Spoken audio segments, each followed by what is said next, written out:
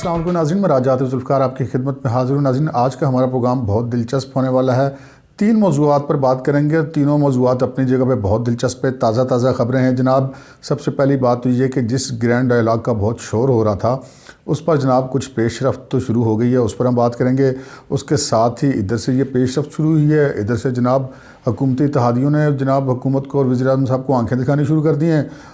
इस हवाले से हम बात करेंगे। उसके साथ साथ हम बात करेंगे कि जिन दोस्त ममालिक का वज़ीर-ए-आज़म नाम नहीं ले रहे थे कि जी नवाज़ शरीफ साहब को उनकी मदद या हमायत हासिल है, वो दोस्त अब खुलकर मैदान में आ गए और उन्होंने जिसे कहते हैं ना कि ओपन होकर जो है नवाज़ शरीफ साहब से रब्ते किए हैं और उनको मुख्तलिफ़ किस्म की जो दावतें देनी शुरू कर दी हैं। इस पर हम बात करेंगे।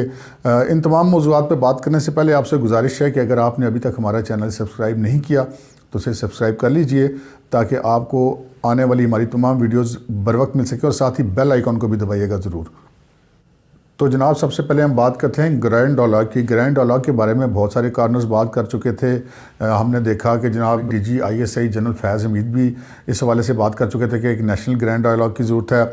उसके अलावा जनाब साबिक़ वज़ीर-ए-आज़म शाहिद खाकान अब्बासी ने भी इस सिमत इशारा किया। फिर जनाब राना सनाउल्लाह ने भी इस सिमत इशारा किया। बहुत सारे तज्ज़ियाकार भी इस सिलसिले में बात कर रहे थे, लेकिन जनाब मियाँ नवाज़ शरीफ साहब हैं कि मान के ही नहीं देते। बहुत सारे राब्ते भी उनसे किए गए, बहुत सारे मैसेंजर भी उनको भिजवाए गए, जो हम वक्तन फ़वक्तन अपने प्रोग्राम्स में आपको आगाह करते रहें। अब जनाब एक बहुत अहम राब्ता हुआ, आपने सुनी होंगी कि जनाब फंक्शनल लीग के मोहम्मद अली दुरानी साहब जो काफ लीग की हुकूमत में या परवेज़ मुशर्रफ साहब के दौर में वज़ीर ममलिकत बराए इत्तलात व नशरियात भी रह चुके हैं और एक इस्टेब्लिश्ड है कि उनके इस्टेब्लिशमेंट के साथ ताल्लुकात बहुत अच्छे हैं और उन्होंने रब्ता किया है जनाब शहबाज शरीफ साहब से, जेल जाकर अपने वफ़द के साथ उनसे मुलाकात की है। और इसमें अहम बात यह है कि उन्होंने ये बात छुपाई नहीं कि उन्होंने उनसे क्या बात की। जब वो जेल से बाहर आए तो उन्होंने जो गुफ्तगू की मीडिया के साथ, उसमें उन्होंने इस चीज़ का एतराफ़ किया कि उन्होंने कुछ डायलॉग या इस हवाले से ज़रूरत पर बात की है जनाब शहबाज शरीफ साहब से, जो कि मुस्लिम लीग नून के सदर हैं। नाज़रीन, मोहम्मद अली दुरानी साहब का बैकग्राउंड मैंने आपको बताया कि वो उनके इस्टेब्लिशमेंट से कैसे ताल्लुकात हैं और आजकल जिस जमात में है फंक्शनल लीग जो है, फंक्शनल मुस्लिम लीग, पीर साहब पगारा की जमात, पीर साहब पगारा और उनकी जमात के भी हमेशा से इस्टेब्लिशमेंट से बहुत राब्ते रहे हैं और वो बहुत सारे मामलात में इस्टेब्लिशमेंट की नुमाइंदगी भी करते रहे। जब भी पाकिस्तान में कोई सियासी बहरान आया तो उसमें जो पीर साहब पगारा फौत हो चुके हैं, मर्दान अली शाह साहब और जो मौजूदा पीर पगारा हैं, इन्होंने और इनकी पार्टी ने हमेशा से जो है वो इस किस्म के सियासी बहरानों में बहुत अहम किरदार अदा किया है। और इस सारे जो मौजूदा बहरान है इसमें ये पहली बार फंक्शनल लीग की एंट्री हमें होती नज़र आ रही है। तो हम ये कह सकते हैं कि जनाब जिस ग्रैंड डायलॉग की बात हो रही थी उसकी सिमत अब पेशरफ्त शुरू हो चुकी है और ये पेशरफ्त बिला वजह नहीं है। अब सवाल ये पैदा होता है कि मियाँ नवाज़ शरीफ साहब जो पहले भी उनको ये ऑफ़र्स आती रही हैं कि जी ठीक है हुकूमत को ख़त्म कर देते हैं, आप अपना बंदा ले आएँ, लेकिन नए इलेक्शन की बात न करें। फिर नए इलेक्शन पर भी बात मान गई, लेकिन मियाँ साहब अड़े हुए थे इस्टेब्लिशमेंट के कुछ अफसरान के इस्तीफ़ों के मामले पर, तो उनको कैसे मनाया जाएगा। इस हवाले से एक तो यकीनन मियाँ नवाज़ शरीफ साहब तक जो मैसेजिंग है जब पहुँचेगी शहबाज शरीफ साहब के थ्रू या किसी और ज़रिए से, तो उसके बाद वो यकीनन जरदारी साहब से और मौलाना फजल रहमान जिनके साथ वो मिलकर इस वक्त PDM में चल रहे हैं, उनसे भी यकीनन इस हवाले से बात करेंगे। लेकिन इसके साथ साथ इस सारे मामले में एक बहुत अहम जो पेशरफ्त है वो भी हुई है और वो अहम पेशरफ्त है कि जनाब जो हमारे दोस्त ममालिक हैं, तुर्की है, सऊदी अरब है और चीन है, उनके मुस्लिम लीग नून से और नवाज़ शरीफ साहब से जो है वो बराह रास्त राब्ते हुए हैं।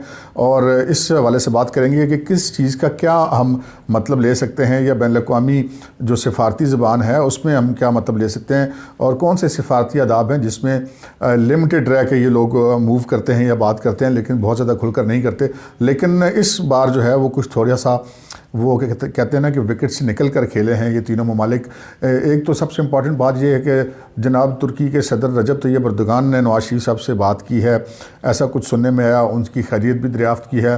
रजब तैयब एर्दोगान साहब के बारे में आपको ये याद कराता चलूँ कि ये वही साहब हैं जब इन्होंने पाकिस्तान का दौरा किया था और नवाज़ शरीफ साहब की हुकूमत थी तो उस वक्त इमरान खान साहब जनाब धरने पे बैठे हुए थे और उन्होंने जॉइंट सेशन से जब खिताब करना था रजब तैयब एर्दोगान ने पाकिस्तान के, तो उन्होंने तमाम जमातें उसमें यकीनन मौजूद थी उस इजलास में, लेकिन PTI ने उसमें बतौर पार्टी रजब तैयब एर्दोगान साहब को सुनने से इनकार कर दिया था। हत्ता कि जो तुर्की के सफ़ीर हैं उन्होंने भी मिलकर इमरान खान साहब को मनाने की कोशिश की थी कि जनाब ये आपकी इंटरनल पॉलिटिक्स से हमारा इससे ताल्लुक़ नहीं है, तो आप आएँ और उस इजलास में शिरकत करें जिसमें जनाब तुर्की की क़यादत ने ख़िताब करना है। लेकिन इमरान खान साहब वहाँ पर अड़ गए और उन्होंने कहा कि जी मैं बिल्कुल असम्बली के इजलास में नहीं जाऊँगा। तो अब यकीनन इमरान खान साहब को ये महसूस हुआ होगा कि अब चाहे वो मुल्क के प्राइम मिनिस्टर हैं, लेकिन रजब तैयब एर्दोगान के आज भी राब्ते मियाँ नवाज शरीफ साहब के साथ उसी तरह से हैं। दूसरा जो अहम राब्ता है वो जनाब चीनी सफ़ीर की एहसन इकबाल के घर आमद है। ये याद रहे कि चीनी सफ़ीर ये वही शख्स हैं जब आसिफ ज़रदारी साहब से उनकी मुलाकात हुई थी तो उससे अगले दिन पीपल्स पार्टी ने जो है वो ऑल पार्टीज़ कॉन्फ्रेंस का ऐलान कर दिया था और उसमें फिर पीडीएम भी बन गई थी। तो इस हवाले से भी चीन के बारे में ये अंदाज़ा किया जा सकता है कि वो इस ग्रैंड अलायंस के पीछे मुमकिन है कि उनका भी कोई रोल हो। लेकिन जो एहसन इकबाल साहब के घर जाना है उनका ये एक बहुत इम्पॉर्टेंट मैसेज है।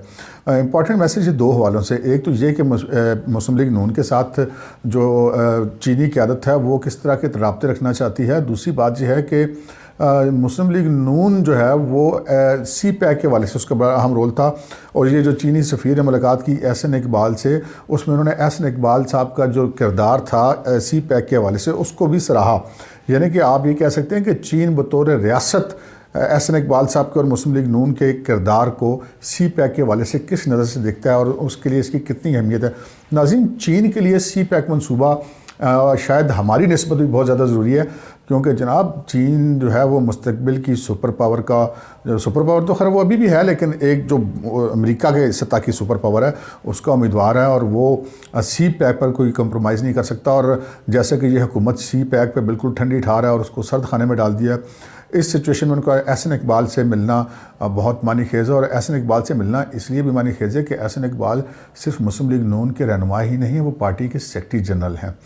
पार्टी के सेक्रेटरी जनरल से जाके मिलने का मतलब कुछ हो रहा है। इसका मतलब ये है कि चीन जो है वो मुस्लिम लीग नून के साथ ताल्लुकात जो है वो बरह रास्त रखे हुए है और मुस्लिम लीग नून के सेक्रेटरी जनरल जो कि किसी भी पार्टी के अंदर फ़ालियत के अतबार से सबसे अहम ओहदा होता है, उसके साथ उन्होंने जाके मुलाकात की है।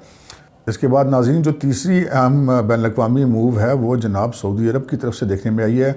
हमने आपको पहले भी बताया था, आपने भी सुना होगा कि जनाब सऊदी वफूद ने जनाब लंदन में नवाज शरीफ साहब से मुलाकातें की हैं, लेकिन अब जो नई खबरें आई हैं वो ये आई हैं कि मुबैना तौर पर नवाज शरीफ साहब को सऊदी शाह ने जो सऊदी अरब के दौरे की दावत दी है और उसके साथ साथ ये भी पता चला है कि मरीम नवाज़ साहिबा को भी ये दावत दी गई है। अब ये एक अलग बहस है कि मरीम नवाज़ साहिबा का नाम यहाँ पे ECL में शामिल है, वो जा सकेंगी या नहीं जा सकेंगी। अगर उनको दौरे की दावत मिली है और वो जाना चाहती हैं और ये हुकूमत उनको रोकती है तो उसके अलग से बैनुल अक़वामी असरात मुरतब होंगे। इस हुकूमत के तल्लुकात पहले ही सऊदीया के साथ बहुत ज़्यादा ख़राब है। मोहम्मद बिन सलमान पहले ही जो है वो वज़ीर-ए-आज़म इमरान खान के हवाले से नापसंदीदगी का इज़हार कर चुके हैं और वो तो इस हद तक भी जा चुके हैं कि वो एक दफ़ा जहाज़ दे के अमेरिका भेज के फिर वो जहाज़ अपना वापस भी ले लेते हैं।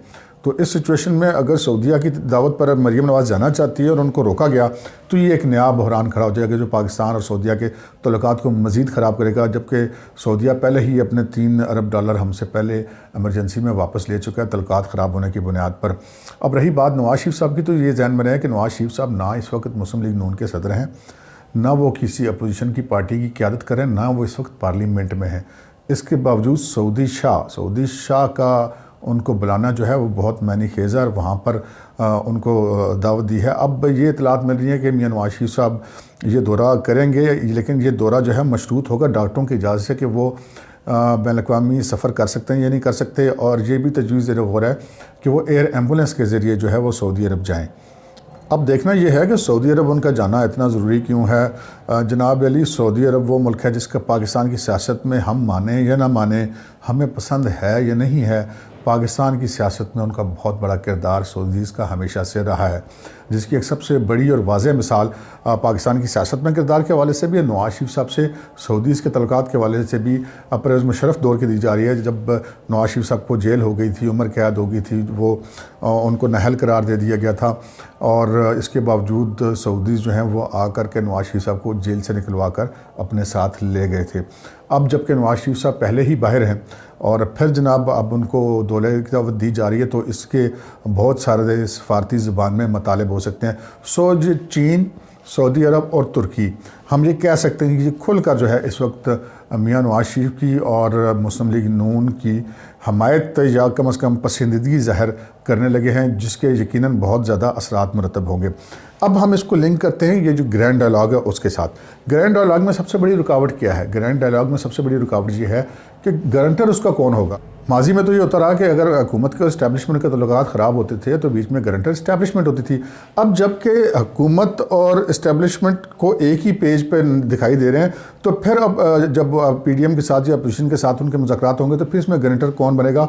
तो फिर हम ये कह सकते हैं कि भाई ये जो 3 ममालिक हैं, इन 3 ममालिक में से यकीनन इन तीनों का या किसी 2 का या कम अज़ कम किसी एक का रोल ज़रूर होगा, और तभी ये मामलात जो हैं वो तय पाने की सिमत जाएंगे। अब हम इन तीनों चीज़ों को आपस में इंटरलिंक करके देखते हैं कि एक तरफ तो ग्रैंड डायलॉग की तरफ हमें पेशरफ्त होती हुई नज़र आ रही है, और दूसरी तरफ जो बैनुल-अक़वामी हमायती हैं नवाज शरीफ साहब के, ये जो पाकिस्तान के दोस्त ममालिक हैं जिनके नाम वज़ीर-ए-आज़म ने नहीं लिए थे लेकिन उनके दबाव का एतराफ़ किया था, वो अब खुलकर सामने आ गया। और तीसरी बात यह है कि जनाब जो हुकूमत के इत्तेहादी हैं वो हुकूमत को अब मज़ीद आंखें दिखाने लगे हैं।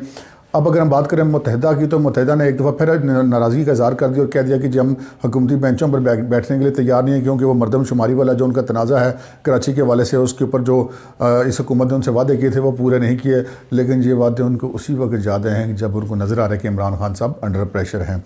इसके साथ अगर हम बात करें तो मुस्लिम लीग काफ की, तो जनाब चौधरी परवेज़ इलाही साहब ने बतौर स्पीकर जो है हुकूमती जो वज़रा हैं उनकी बहुत ज़्यादा डांट डपट की है, और गंदम के मामले पर एक कमेटी बना दी है और हुकूमत की कोई बात मानने या सुनने से इनकार कर दिया है। जनाब इमरान खान साहब ये समझ रहे थे कि वो एक दफ़ा चल के अगर चौधरी के घर चले गए हैं तो वो चौधरी कहेंगे वाह जी वाह PM साढ़े घर आ गया था, बस उनका मुक गई। जनाब ऐसा नहीं होता। चौधरीों के लिए वज़ीर-ए-आज़म का घराना कोई ख़ास मैटर नहीं करता। वो जनाब चौधरी शहजाद साहब ख़ुद भी वज़ीर-ए-आज़म रहे हुए हैं, परवेज़ इलाही साहब वज़ीर आला रहे हुए हैं, उनके लिए वज़ारत आला वज़ारत उज़्मा ये इक़्तिदार ये उनको इम्प्रेस नहीं कर सकता। अगर खान साहब को ऐसी कोई गलतफ़हमी थी तो वो बहरहाल अब इतने दिनों में दूर हो चुकी है। और साथ ही जो है वो चौधरी जो हैं वो इस्टेब्लिशमेंट के बड़े अच्छे बच्चे हैं। अगर हम रिकॉर्ड उठा के देखें तो चाहे वो नवाज शरीफ साहब थे या बेनज़ीर साहबा थी या आसिफ अली ज़रदारी साहब थे, इनके माजी में कभी इस्टेब्लिशमेंट से तल्लुकात अच्छे होते थे, कभी अच्छे नहीं होते थे। इमरान खान साहब के भी बहुत अच्छे भी रहे हैं, बीच बीच में बहुत सारी चीज़ों पर बहुत सारे बड़े इख्तिलाफ़ात अब भी हैं, लेकिन चौधरी जो हैं वो हमेशा से ही बहुत अच्छे बच्चे रहे हैं। उनके रिकॉर्ड पर कभी कोई ऐसी चीज़ नहीं आई कि जनाब उनके इस्टेब्लिशमेंट से तल्लुकात ख़राब हों या उन्होंने कभी इस्टेब्लिशमेंट की बात ना मानी हो। और अब वो जो कुछ कर रहे हैं उसमें उनको इस्टेब्लिशमेंट की हमायत हासिल ना हो। अगर कोई बंदा ऐसा सोचता है तो वो यकीनन फिर वो ख्यालों की दुनिया में रहता है।